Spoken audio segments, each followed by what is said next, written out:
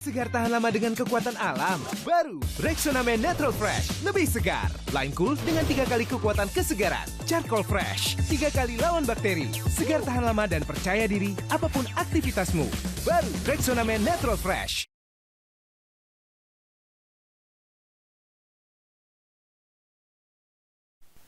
Bursa transfer Januari sudah dibuka, tapi klub masih malu-malu buat datengin pemain baru. Terutama untuk fans MU yang harus sabar, karena kayaknya sih nggak ada pemain baru. Langsung aja kita bahas di The Derby.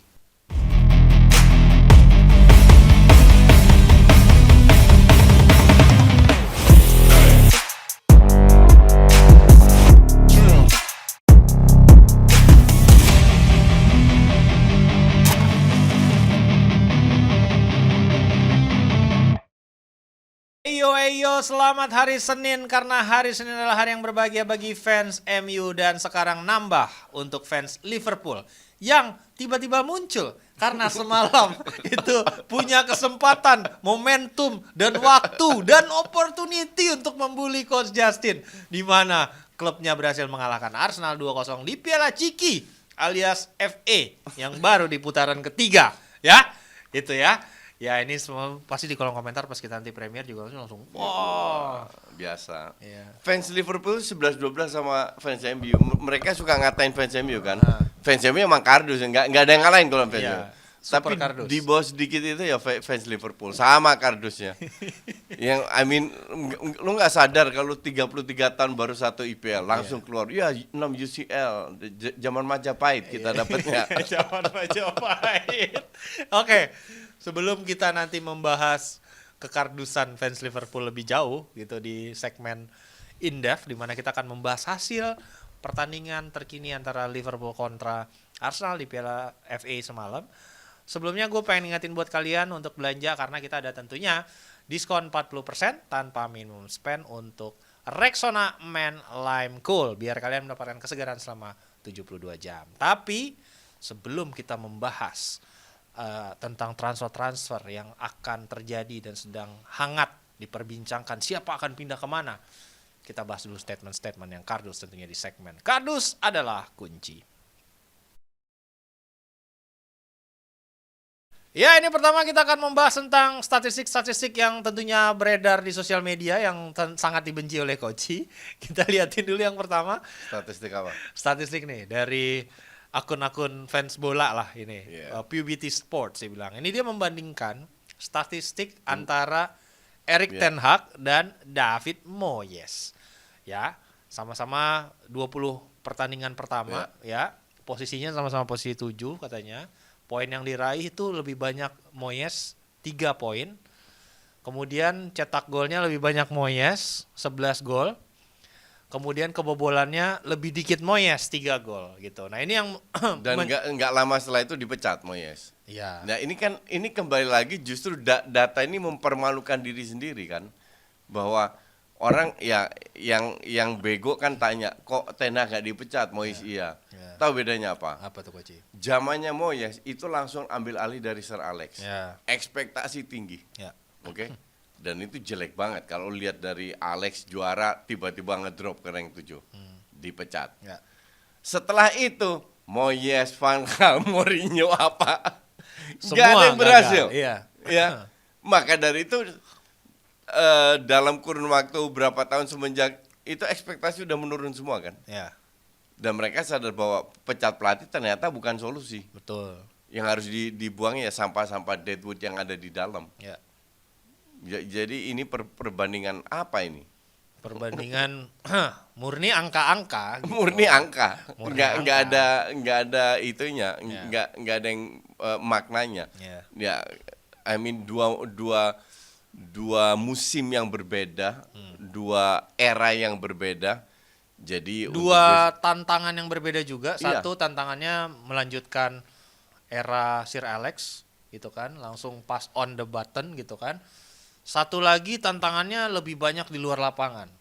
Sama superstar inilah, superstar itu mogok lah, inilah ego tinggi lah.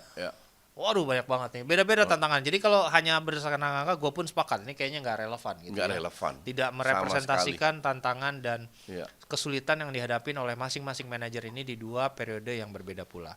Jadi Iya. kita kasih ini adalah statementnya capnya kardus nih Coach. Banget. Langsung tiba-tiba ingin, ini kan kita udah ketahuan ya, maksudnya arah dan tujuannya ingin menggiring opini bahwasannya Ten Ten Hag Hag harus tidak dipecat, lebih iya. tidak lebih baik dari Dari Moyes Moyes, gitu. Iya, iya. Ya udahlah lo kardus deh ya. Itu yang pertama ya. Ini jujur aja nih, ini siapa lah yang bikin akun-akun sorry nih. Gue juga ikutan menjudge kalau ini kardus. Ini kelihatan banget lah arah dan tujuannya. Ya kita lihat yang kedua, ini dari pemain kedua favoritnya dari Speed. Speed nomor 1 dia sukanya Ronaldo. Ya emang Speed kurang kardus apa coba? Super kardus gitu kan. Dia kayak kalau siaran nama lu Nggak, kemplangin mulu. Dia tuh Iya. paling sering salah nyebut nama pemain. Ya emang I mean this guy nggak level lah. Iya come dia on. kan emang komedian Koci sebenarnya, bukan ini. Nggak, yang kocak tau apa? apa? Gue itu nggak pernah nonton dia, Ah, tapi sekali seliweran. Jadi dia itu pernah disawer sama orang Indonesia, oke. disawer 1 juta Ah, rupiah. ah. Dikira 1 juta dolar. Pada panik sama satu tim. Lu betapa tololnya, lu nggak bisa ngelihat apa logonya dolar dan rupiah kan ada dong. Emang dia rada-rada, emang Iya. tolol gitu. Ya emang kan. cocok lah Ronaldo sama Leao yang tahun 11-12. Ya, ini kita lihat statement dari Rafael Leao. Jadi dia bilang, idola saya tentunya Cristiano Ronaldo. Saya bisa menyamai levelnya Cristiano Ronaldo, tapi saya bukan pemain egois. Kalau dia egois, dia yakin dia bisa menyamai levelnya Ronaldo, Mbappe, dan Haaland. Nah, Jadi dia ingin mengambil kesimpulan bahwa Ronaldo, Mbappe, Haaland adalah pemain egois. ada 2 nih menurut gua Iya. statement yang dia coba, ada 2 bermakna nih ya. Yang pertama adalah dia menyerang Ronaldo itu sebenarnya pemain egois. Iya. Secara tidak langsung dia menyampaikan kalau Ronaldo egois, gua nggak mau jadi kayak dia, Iya. gitu. Gua pengen lebih menjadi team player gitu. Iya.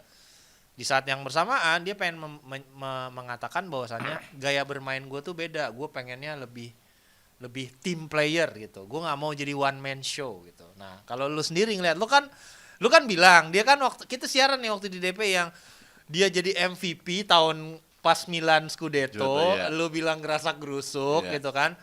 Nah lu merasa apakah emang ini secara bakat, skill dan penampilan bisa menyamai level bracketnya Ronaldo Haaland? 5 level di bawah Mbappe, Tuh, Ronaldo, Mbappe, dan Haaland. Gue pikir 3 gitu, ini I 5 mean- lagi. I mean setelah gue ngomong itu kan itu kan udah 3 tahun loh. Iya, Kemana this guy ini? iya.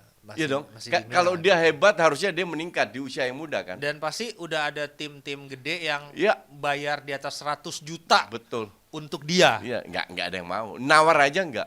Sama Milan dia dikasih harga 100 juta. Siapa yang mau beli? Gak ada yang mau beli. Nggak ada. Nggak, setelah gue mengeluarkan statement itu, Ah, dalam kurun 3 tahun, kalau dia benar-benar hebat, Iya. gue salah. iya. Artinya dia meningkat dong. Iya, dia habis dari MVP terus turun kan. Iya, sampai sekarang. Iya sampai sekarang. Iya. Dia masih mainnya level oke aja. Oke aja. Oke Betul. aja. Oke aja. Iya. Banyak lah Nggak- pemain level Iya, oke aja. kalau dia bilang jelek nggak juga. Tapi Nggak. bagus definitely no. Iya. Oke lah. Ya gitu, kalau oke, kita bisa oke bilang. doang. Ah. Makanya ini pemain gini pemain kayak Ronaldo, Haaland, Mbappe, Salah itu bisa memberi nilai, bisa mengangkat tim. Iya.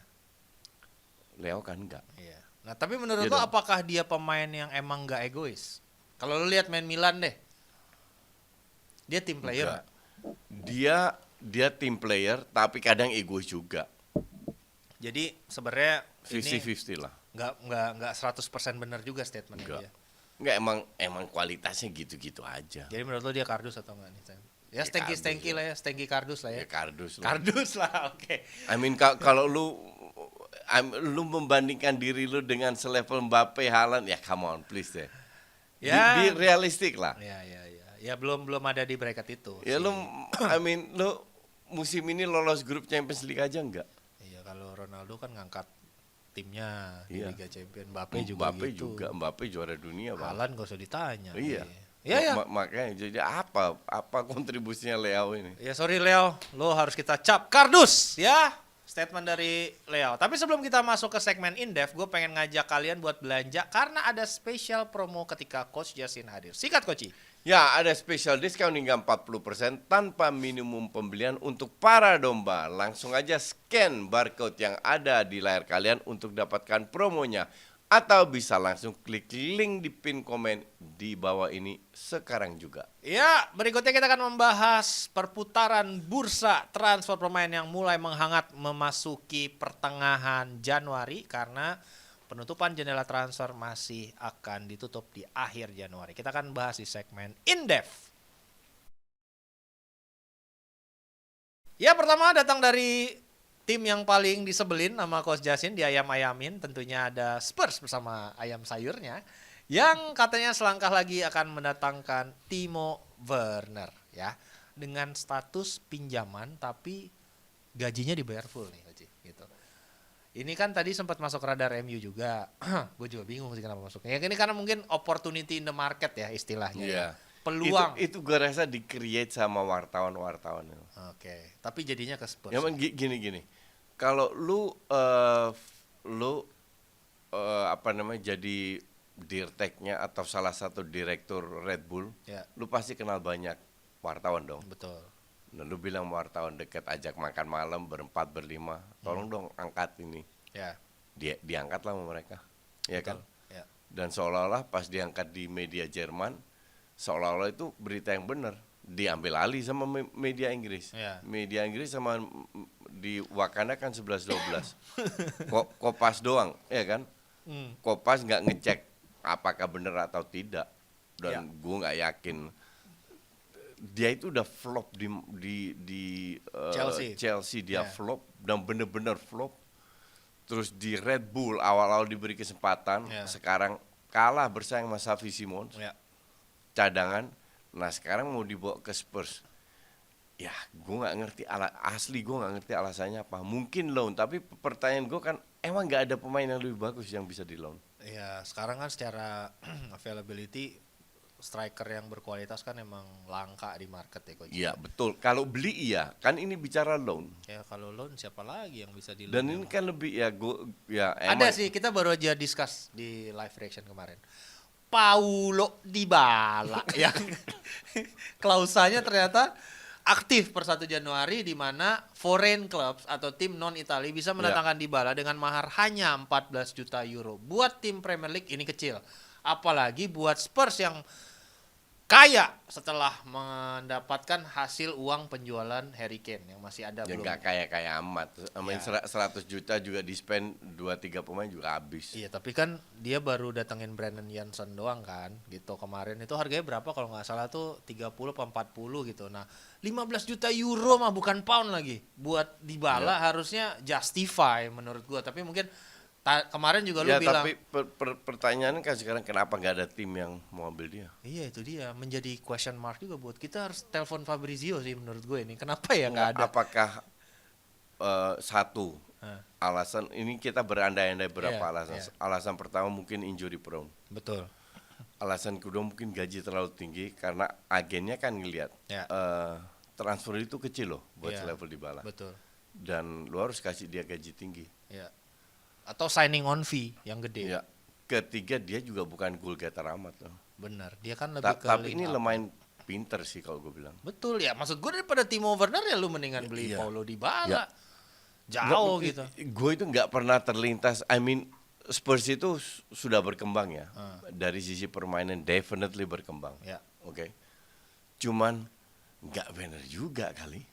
Iya, Werner sih ya. Gue nggak habis pikir loh, kenapa lu mau ambil Werner, pemain yang udah flop di Chelsea, flop di Jerman pun, terus lu mau bawa ke Spurs.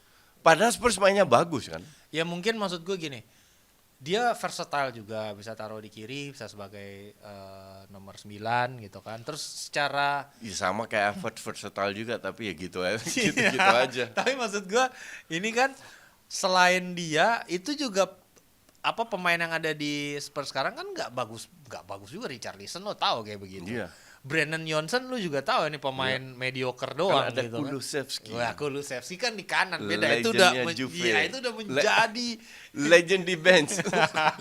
itu udah menjadi kepastian dia akan mengisi satu tempat di sayap kanan. Ini sayap kiri sama strikernya kan yang kurang. Tapi kalau kita tinggalkan sedikit Timo Werner, ya mungkin berarti ini MU dodge the bullet lah ya. Jadi kan karena kalau nggak diambil Spurs mungkin tadi sempat ininya ke MU. Makin mediocre aja MU kalau ada Timo Enggak sih, Werner. gue nggak yakin MU mau. Itu emang di ini aja Digoreng aja. digoreng sama media. aja, Ya. iya. Nah, satu juga nama yang emang tengah diincar Spurs adalah back yang lagi bersinar banget di Serie A. Ini hasil akademi Juventus. Radu Dragustin. Ya, ini pemain Rumania. Sekarang main di Genoa, udah dijual permanen sama Juve dengan mahar katanya 20 juta. Nah, ada siapa yang tertarik? Ada Spurs, katanya Napoli mau nikung gitu. Karena kan Napoli habis jual Kim Min-jae itu belum dapat. Dia cetak gol lawan Inter loh kemarin Goji gitu. Nah, lu ngelihat sebenarnya opportunity Dragustin ini kan dia Spurs kehilangan Mickey van de Ven. Opsi keberapa di timnas Belanda? Keenam ya. Gue pikir 9 gitu kan. Ini tipikal Spurs banget ya. Beli pemain-pemain yang antah berantah, nggak jelas apa-apa gitu kan. Romero lah, Bentancur lah, sapa-sapa Juve dan Itali. Yang kita nilai itu kan bukan Spurs sekarang. Kita nilai Spurs 10 tahun terakhir, 15 tahun terakhir. Pembeliannya kan banyak yang bapuk. Iya, Soldado, Gua bingung Eric tuh. Lamela. Iya. Regulion di sama MU aja dibuang. Ya. Iya, dibalikin lagi kan. Terus belum Emerson Royal. Iya. Benar. Begitu banyak pemain yang mediocre dibeli. I don't get it. Dan itu bukan pemain murah-murah juga. Iya, tapi si Dragustin ini kan dengan mahar 20 juta menurut lo apakah bisa jadi Gue nggak pernah lihat dia main jujur ya. iya sama mungkin bakal jadi kayak dulu kan Liverpool pernah datengin Ozan Kabak ya. Itu juga Transfer aneh gitu loh soal maksud gua. Ozan Kabak itu gue kritik dari awal. Iya. Langsung fans Kabupaten Inggris Utara itu langsung bilang, wah ini pemain hebat, masih muda, kasih kesempatan bla bla bla, itu dibuang sama klub, dijual. Ya ini banyak sama lah. kayak Minimano. Ini pemain transfer dengan aneh-aneh seperti yang tadinya ini out of nowhere gitu. Ini mungkin ada permainan agen juga yang bermain di situ. Nah, tapi kalau kita pindah sedikit ke MU nih Coach. Nah, kan setelah kemarin kita nanya Fabrizio tuh ngerasa akan ada pergerakan dari MU terkait bursa transfer untuk musim beberapa ini. posisi. Untuk beberapa posisi. Nah, sekarang mulai ada sedikit berkembang rumorsnya, yaitu adalah penawaran MU ke Crystal Palace untuk Michael Olise. Ini mantan, kalau gua nggak salah, Michael Olise ini winger kanan kan? Winger kanan, maksudnya dia itu hasil akademinya City loh. Berarti ada dua nih. Kan Sancho kanan juga gitu kan. Memang kanan butuh opsi. Sekarang lu Anthony, come on. Iya. Nggak, kalau lu lihat sendiri dari sosoknya dulu, pemilihan dulu. Michael Olise masih 24 ya kalau gua nggak salah. Muda. Dia itu Asli Inggris. Gua berapa kali lihat dia itu cukup skillful dia. Iya, skillful. Iya. Gitu. Dan itu yang dibutuhkan oleh MU. Tapi ada visi nggak dia? Nggak tahu. Karena lu ke Crystal Palace kan bermain tanpa pressure di Crystal Palace ya. Nggak ada pressure, nggak ada pola Kalau yang jelas. kalau main di MU ya mental lu harus kuat. That's the problem. Untuk semua pemain yang main di MU mentalnya itu harus kuat. Ya, dan ini kan hasil asli Inggris juga nih Coach. Biasanya emang maharnya lumayan mahal. Nah, ini kayaknya mau tuker guling, AWB average wingback. Iya. Di barter sama dia mungkin plus duit kali ya. Nah, lu sendiri ngelihat rumors ini nih mungkin nggak menurut lo jadi kenyataan si Olise pindah ke MU? Mungkin aja. Tapi tepat menurut lo ini adalah pemain yang dibutuhkan oleh Erik ten Hag kah? Ya. Butuh at least winger kanan yang skillful, yang berbahaya, yang punya speed. Anthony sebagai winger lambat loh. Iya. Tapi membaik sih dia. Dia membaik lebih bermain untuk tim, tapi nggak ada nilai added value-nya. Dan itu kan yang dibutuhkan pemain yang ada added value. Nah, ini juga akan menjadi bombshell di musim panas ini. Nama terakhir tentunya adalah yang tengah diperbincangkan, Kylian Mbappe. Kylian Mbappe resmi diperbolehkan bernegosiasi dengan foreign clubs atau klub non Prancis karena memang kontraknya sisa 6 bulan gitu. Jadi ada rumors, ini kan yang susah nih maknya Mbappe. Ini maknya Mbappe sama maknya Rabiot nih sama-sama toksik nih Coach. Iya. Ya. Jadi yang ngerjain Sama istrinya Icardi. nah, sama istrinya Icardi. Ini kalau bikin grup ini apa? Sinetron. Girl band atau ini wah berat nih. Masuk gengnya mereka udah lalu udah pasti rugi gitu. Itu kalau temenan sama mereka gitu kan. Jadi katanya yang benar-benar membuat Madrid agak kesulitan itulah bernegosiasi sama maknya Mbappe gitu. Dan prakontrak yang pertama dari Madrid itu katanya sudah ditolak gitu. Kurang lebih nego-negonya segini gitu. Jadi agak sulit nih si maknya Mbappe ini untuk diajak kompromi gitu. Nah, diperkuat pula dengan statementnya Mbappe. Kita lihat dulu dia bilang ya. Dia memperkuat dengan kata-kata bahwasannya dia belum memutuskan masa depannya. Jadi belum tentu Madrid nih gitu dia bilang. Karena saya sudah sepakat dengan presiden klub dalam hal ini Nasser Al-Khelaifi, tapi untuk saat ini fokus ke tim bukan ke masa depan saya. Jadi dia ingin menyampaikan dan memberikan assurance ke PSG kalaupun dia pindah, tuh udah ada kesepakatan dengan presiden untuk tidak terlalu merugikan PSG. Mungkin ada di situ deal-deal yang tetap harus bayar atau walaupun mungkin nggak fantastis nilai transfernya atau signing on fee-nya gimana atau ada klausa tertentu yang bisa memberikan sedikit harapan untuk PSG meretain dia kah atau memang mendapatkan nilai ekonomi dari kepindahan Mbappe. Nah, lu sendiri ngelihat situasi ini gimana? Masih fluid apa? Gue rasa dia akan keluar dari PSG. Ya. Free transfer. Tapi hebat juga ini pemain. Lu berani tolak ke Madrid loh. Ya. Dalam arti Maknya, bukan ya, dia. atau maknya dalam arti ya Madrid terima kasih sudah ngundang kami sangat appreciate.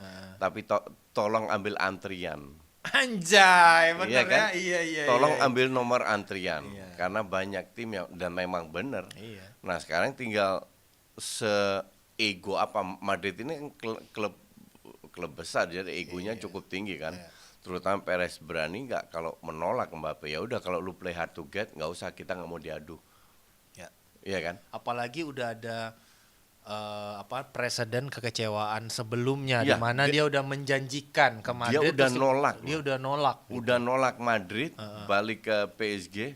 Oke. Mau lu ditolak 2 kali. Maka dari itu Madrid kan agak trauma. Ya udah, biar nggak kecewa, kita bisa bikin plan karena penting kan pre-kontrak ini. Betul. Kenapa? Pada saat dia seandainya Mbappe mau taken pre-kontrak, artinya lu udah stuck, tinggal masa administrasi kan. Benar. Dan selama 6 bulan ke depan mereka tahu siapa yang mereka bisa beli dan siapa yang mereka bisa jual untuk tidak melanggar FFP karena nilai gajinya walaupun transfernya 0 kan, tapi nilai gajinya pasti fantastis sama signing fee-nya. Pasti fantastis kan. Nah, terus lu disuruh tunggu, disuruh masukin ruang ganti sama Mbappe. Gue nggak yakin Madrid berani terima ini. Iya. Kan orang di Madrid mungkin bukan Perez ya, tapi manajemen lain kan pasti berpikir, lu itu udah nolak gue, harusnya lu bersyukur, gue mau kasih kesempatan lagi untuk gabung di Madrid. Ternyata lu tolak, tapi lu suruh kita ngantri gitu. Kan ya apa bukan ini harga diri? Iya, mencoreng lah kalau Iya kita kan? bisa bilang, apalagi untuk klub selevel Madrid loh. Iya. Nah, ini katanya perkembangan terakhir yang gue dengar ya. Memang antara maknya Mbappe sama Florentino Perez tuh udah ada ketegangan gitu. Udah ada disconnected lah. Makanya cara yang ditempuh oleh Madrid sekarang adalah menggunakan agen lain sebagai mediator untuk setiap diskusi pre-kontraknya gitu. Madrid ini masih berupaya gitu, tapi mungkin ada terms yang memang belum ketemu. Nah, ini mungkin yang akan sangat fluid nih development. Tapi kalau kita coba telaah nih Koci, selain Madrid kan bisa dihitung jari loh tim yang mampu kira-kira afford untuk mendatangkan seorang Kylian Mbappe, baik itu menanggung gajinya maupun bayar signing on fee-nya.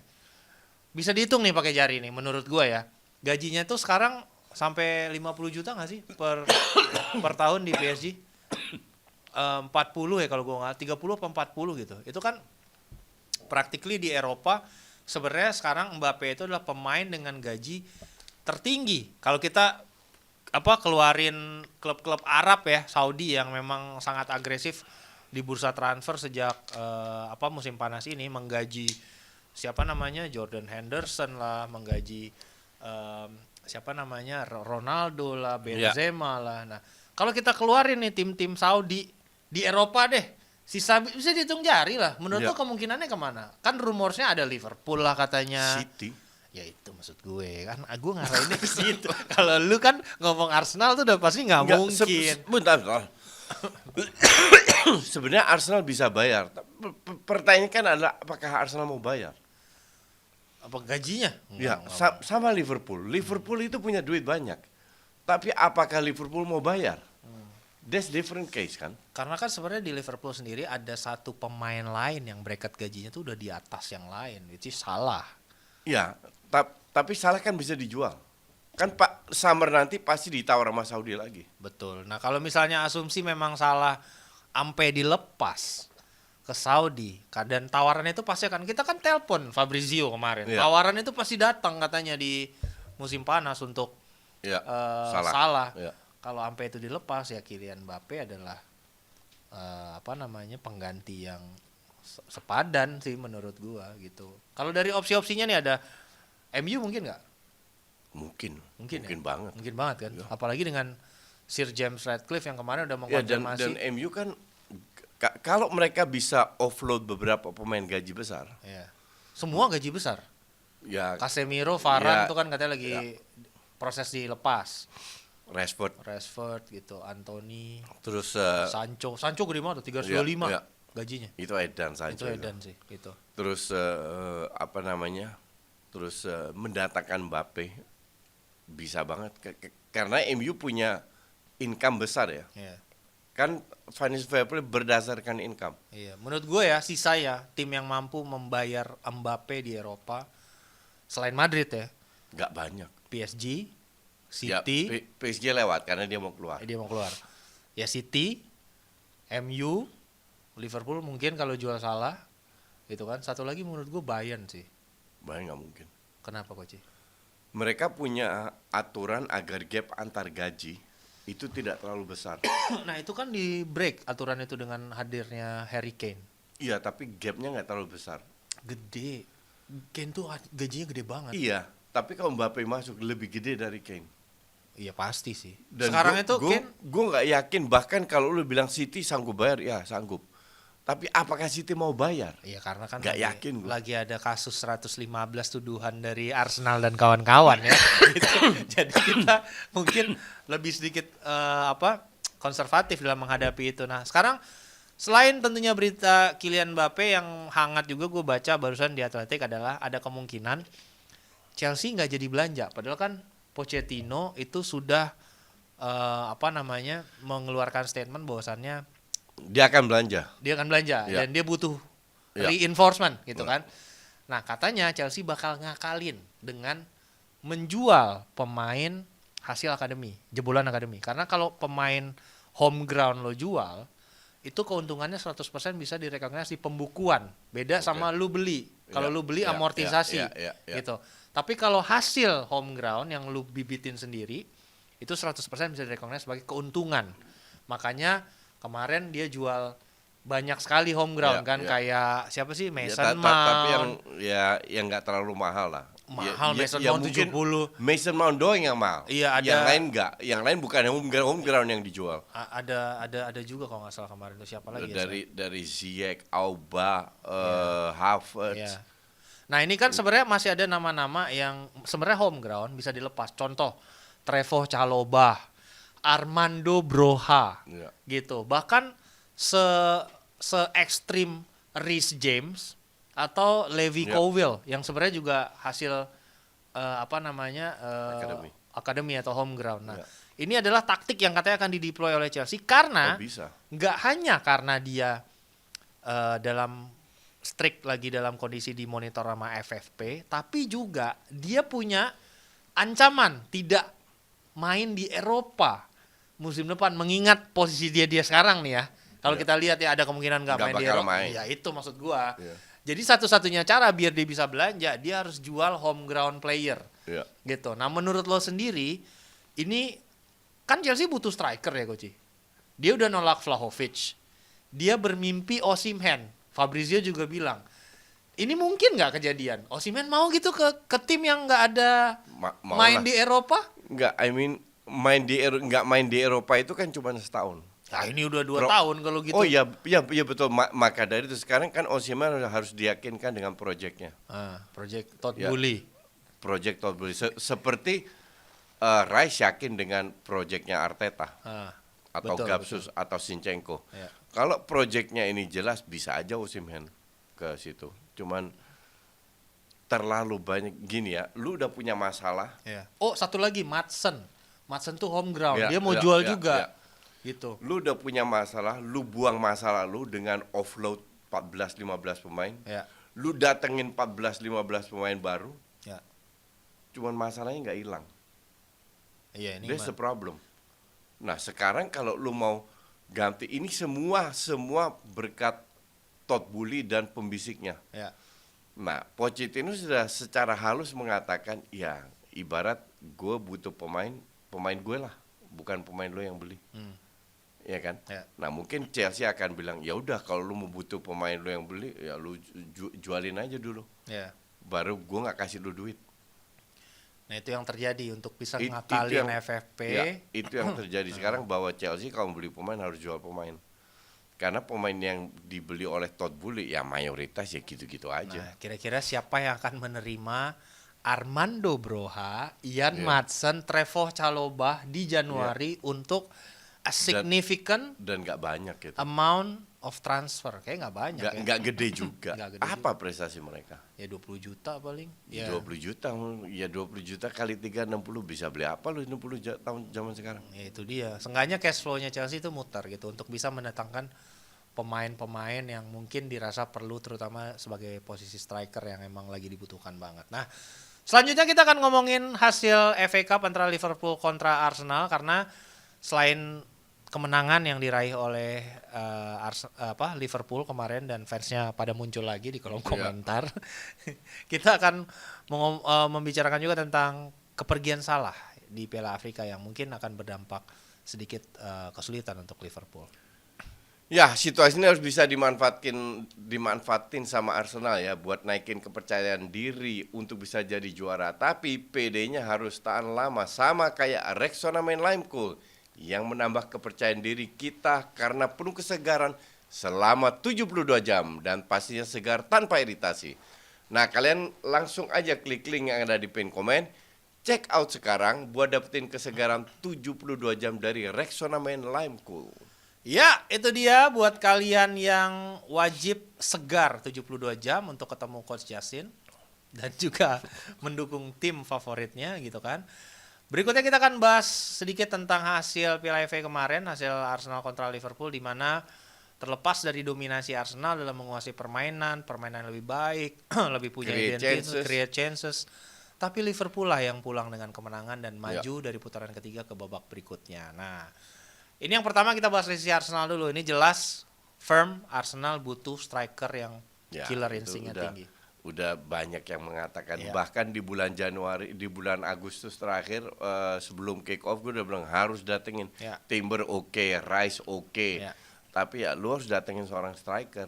Ya, dan 2 hasil negatif kekalahan yang diraih di Boxing Day plus tersingkir dari FA Cup merupakan bukti nyata bahwasannya Arsenal are in a crisis terhadap goal gitu. Betul.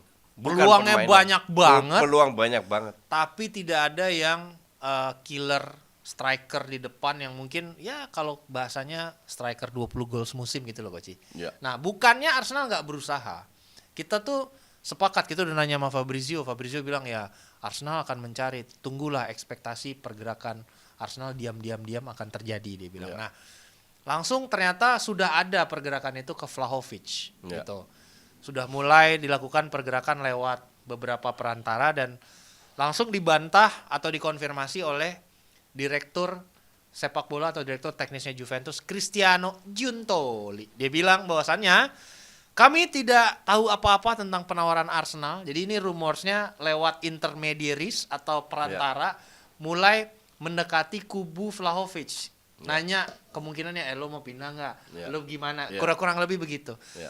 sengaja nih main play hard to get Giuntoli sebagai direktur Ya, olahraga yang level tinggi. Dia bilang, oh nggak ada nih penawaran. Anjir. Seolah-olah itu juga invitation untuk, mana yaudah lu tawar dong resmi dulu gitu. Iya. Baru gua jawab. Nah langsung diberikan follow up statement. Dia bilang, saya pastikan Dusan tidak ada di market, alias tidak dijual. Sekarang tidak dijual di Januari. Itu lebih kepada strateginya dia juga untuk membuat Arsenal semakin getol. Itu strategi standar. Ya. Itu strategi, dan yang sering dilakukan oleh Arsenal dah, mereka incer satu pemain, gosipnya tiba-tiba ambil pemain yang lain. Nah itu. Sama kayak Rice nggak begitu dadakan ya. Kayak siapa ya, waktu mau beli Mudryk lah. Ya. Mudryk nggak jadi, Trossard yang datang. Betul. Yang jauh lebih murah. Ya, kan? lebih murah dan ya. Ya levelnya segitu. Ya. Ya daripada dong. lu beli Mudryk. Iya. Iya. Iya, Trossard itu harganya 20-an kalau ya emang mainnya kayak level 20-an, kadang bagus, kadang enggak. Iya kan? Nah, cuman sekarang intinya adalah bisa jadi bukan Mudryk. Bisa jadi salah satu striker dari Jerman. Oh, bisa jadi bukan Vlahovic. Oh, sorry, maksudnya. iya. Nah, bisa jadi Boniface tiba-tiba kan. Bisa jadi Boniface, bisa jadi strikernya si Leverkusen atau Leverkusen juga. Gurasi. Ya Gurasi bisa Iya. jadi juga itu. Tapi definitely Osimhen sama Vlahovic masuk dalam radar. Iya. Ini kasusnya persis kejadian sama Anthony. Anthony itu karena Ajax sudah menjual banyak pemain. Ya. Di awal itu ditawarin 50 loh. Kalau Ya. di 50 MU mau dijual. Ya. Nah, menjelang deadline Ya. tiba-tiba MU yang sudah nolak mau minta. Ya. Sama Ajax Anthony itu nggak mau dijual. Karena terlalu mepet. Ya udah, kalau lu mau beli 100 juta. Ya. Padahal untuk Ajax itu harganya nggak masuk akal. Harga buang lah ya. Harga buang, di mana mereka berpikir nggak akan dibeli sama MU. Ya. Ternyata dibeli. Nah, Kasus Vlahovic juga. Cuman kalau Vlahovic gini, kalau lu suruh gue milih Vlahovic atau Osimhen, gue mending Osimhen. oh iya. Jelas lebih bagus. Ya. Kan kita lihat, dan apalagi beredar di angka 50-60. Itu untuk gue level Vlahovic masih make sense. Ya kan? Tapi kalau Arsenal punya duit, dalam arti mau beli Osimhen tahun depan dengan mahar 130 juta, ya mending Osimhen. Cuman tahun ini lu nggak akan kemana-mana tanpa striker. Nah, satu lagi juga yang pengen dibenahi oleh Arteta dan Edu itu adalah pertahanan. Understand bahwasannya Jurrien Timber adalah pembelian yang bisa dikatakan berhasil sebelum dia cedera. Tapi masih ada permasalahan yang cukup serius di sisi back kiri. Di mana ada Zinchenko, Kiwior, dan Tomiyasu ke Piala Asia. Terus juga kemarin sempat Kieran Tierney itu dikonfirmasi mau dipanggil karena ada lack of depth kan dengan perginya Tomiyasu. Tapi Tierney menolak dipanggil balik. Kan sekarang dia lagi dipinjemin ke Sociedad. Nah, jadi salah satu nama yang beredar tuh Gerald Hato, Koci, pemain Ajax juga nih, gitu, yang masih 17 tahun nih gitu. Menurut lo udah ada di levelnya Arsenal belum dia? Enggak, jauh. Belum nih ya. Ajax itu sekarang lagi ancur-ancuran. Iya betul. Lagi shock. Sehingga mungkin ya ini buat. Dan gue bingung juga kenapa dia jadi kapten, dan banyak komentator di Belanda bingung karena this guy baru 17 tahun. Betul. Baru nongol, kenapa lu nggak kasih Bergwijn atau siapa lah. Ya. Berghuis juga bisa. Dan berapa kali dia main solid, mungkin dari 10 kali solid tapi 2 kali blunder yang cukup fatal. Gak heran juga, this guy baru 17 tahun, disuruh week in week out suruh main bagus, ya gak mungkin, ngerti gak? Yeah. Tapi kalau mau beli Jato ini untuk jangka panjang, iya. Hanya kalau lu mau ambil dia jangka panjang, dia gak akan banyak main. Justru di usia segini mending lu beli tapi lu loan ke Ajax biar dia main 1-2 tahun lagi. Itu masih bisa. Ya. Itu yang mungkin menjadi apa yang disiratkan oleh Fabrizio kemarin. Watch out for Arsenal, dia bilang akan terjadi pergerakan gitu. Mungkin ya bisa jadi di musim panas nanti atau memang ada opportunity yang hadir di transfer market. Nah, terakhir sebelum kita closing, Liverpool semalam menang. Ya. Tapi secara permainan enggak banget gitu. Ya karena nggak ada salah, Iya. ngaruh banget. Nah. Itu gol pertama kan juga gol bunuh diri. Iya. Baru mereka dapat gol kedua karena counter semua pemain Arsenal di depan. Iya. Walaupun 2 kali kena mistar, cuman itu kan terlalu banyak bola-bola oportunis. Iya. Bola atas yang mistar kedua itu kan bola atas juga. Nah, jadi kalau lu lihat dari apa yang terjadi di terjemahannya Piala FA kemarin lawan Arsenal, lihat permainan Liverpool kayak gitu, secara permainan tidak meyakinkan. Jauh banget. Jauh banget. With or without Salah. Iya. Nah, lu gimana menurut lo? Karena kan fansnya Liverpool nih yang lagi rame di kolom komentar lu ya, gitu kan? Itu sangat yakin gitu dengan timnya gitu kan? Ya yang- biarin aja, Oh, iya, ntar juga kena PHP. Dan Salah pun tidak selalu main konsisten. That's the point. Dan mereka ntar akan lihat, walaupun Liverpool tetap sampai hari terakhir kandidat kuat ya, kandidat dengan Arsenal dan City. Gue nggak ngelihat, gue masih kasih Arsenal kesempatan karena dari sisi permainan bagus, create peluang. Hanya mendapatkan kalau seandainya nggak ada striker datang, at least bisa mempersulit sampai detik-detik akhir. Oke. Karena yang penting, pemain sangat penting itu kan Martinelli masalah. Ya. Oh, Saka, sorry. Ya. Tapi Saka kan lagi drop. Ya. Martinelli juga lagi drop. Ya. Makanya dan Gapsus ya sekarang cedera lagi. Nketiah nggak bisa diharapin. Jadi kalau seandainya Saka, Odegaard bisa kembali cetak gol lagi, percaya diri meningkat, they will win their games. Ya karena permainannya memang they create chances. Ya. Hanya mereka tidak punya seorang killer. Seperti yang tidak dimiliki oleh MU, tidak dimiliki oleh Chelsea. Ya ini yang agak sedikit memprihatinkan juga sih gue lihat dari sisi Liverpool kemarin, mereka mungkin nggak bisa belanja banyak di Januari. Kemarin ketika Salah nggak ada, Endo lagi ke Piala Asia. Emang Salah nggak bisa cedera? Iya. Emang Van Dijk nggak bisa cedera? Bener. Makanya kemarin si Kwanza gue lihat cukup oke lah gitu, cukup solid lah ya. Iya gitu. lumayan. Lumayan ya gitu. Tapi yang di tengah ke depannya Goci, Iya betul. ada si Clark Ken tuh kemarin tuh Enggak, itu kan masuk sebagai lu lihat Curtis Jones kayak apa? Curtis Jones. Yang agak bagus kan cuma Jota. Iya. Jota memang semenjak match terakhir itu bagus mainnya, dan kemarin Jota benar-benar punya peran besar. Iya. Tapi sisanya kan ya biasa, nggak jelek, tapi ya nggak ada spesialnya. Ya Harvey Elliott juga butuh waktu Iya. gitu kan kita. Curtis, Gakpo itu kan butuh waktu semua. Iya, dan ya Dan mungkin Nunes tahu sendiri Nunes kayak apa. ya Nunes kemarin top banget sih, man of the match, flop of the match.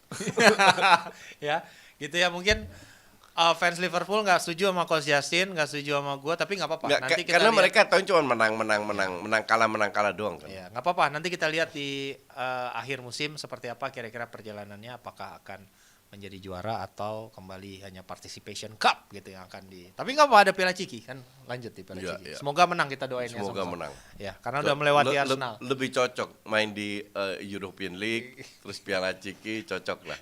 Justin yang ngomong ya, bukan gue. Oke, kalau gitu kita pamit undur dulu. Thank you banget buat kalian yang udah nonton dan udah selalu mendukung kita. Pastikan kalian terjaga kesegarannya selama 72 jam dengan menggunakan Rexona Men Lime Cool. Gampang sekali caranya, tinggal klik link yang ada di pin komen dan scan aja yang barcode yang ada di layar kaca kalian. Kita tunggu partisipasi dan support kalian untuk membeli produk-produk Rexona, terutama Rexona Men Lime Cool, agar kita bisa mendatangkan bintang tamu yang juga lebih berkualitas dan pastinya kejutan-kejutan yang menyenangkan kalian semua. Karena nanti di sebelum penutupan jendela transfer Januari kita akan teleponan lagi sama Fabrizio untuk recap ya, siapa aja kira-kira yang akan pindah, dan semoga gue bisa memberikan lagi bintang tamu yang juga mengejutkan kalian, memberikan tali kasih kepada Coach Justin. Oke, kalau gitu thank you banget. Hanif Tamrin pamit, Coach Justin pamit, bye. Segar tahan lama dengan kekuatan alam. Baru Rexona Men Natural Fresh, lebih segar. Lime Cool dengan 3 kali kekuatan kesegaran. Charcoal Fresh, 3 kali lawan bakteri. Segar tahan lama dan percaya diri apapun aktivitasmu. Baru Rexona Men Natural Fresh.